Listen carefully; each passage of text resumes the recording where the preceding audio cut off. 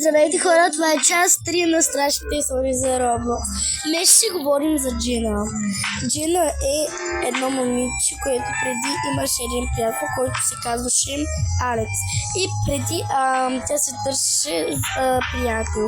И когато влезне в една игра на Roblox, се запозна с едно момиче и каза дали иска да бъдат гаджета. И след това момчето каза окей, как се казваш, запознаха се и след това вече така станаха, нали, гаджета. И след това момчето някакво странно предчувствие имаше и много странно се чувства когато беше пред момичето.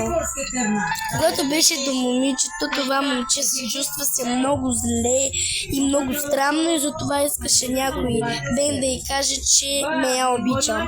След това момичето каза: защо? Как така смееш да ми кажеш това? И момчето каза: смея, защото просто не те харесвам. Това е всичко. И след това момичето се ядоса, когато това момче се тръгна.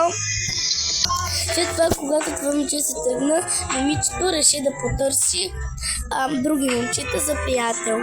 И след това намери едно друго. Попита го дали иска да бъдат качета. И след това момчето каза: ами, как се казваш? Каза, че се казва Лена. И след това, аз пък Лена исках между другото да кажа Джена. И момчето каза: не си мой тип. И след това потърси още 5 момчета. 6 момчета потърси. И този, който сега потърси, цели 7 момчета потърси. И буквално не успя да намери никой. След това, когато се ядоса, тя искаше да направи това, да потърси тези момчета, които я предадоха и да ги хакира. След това намери всички 7 момчета, които я предадоха и които буквално не я обичаха.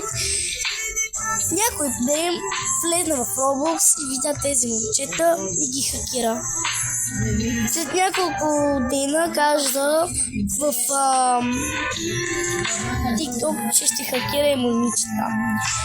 И буквално започна да хакира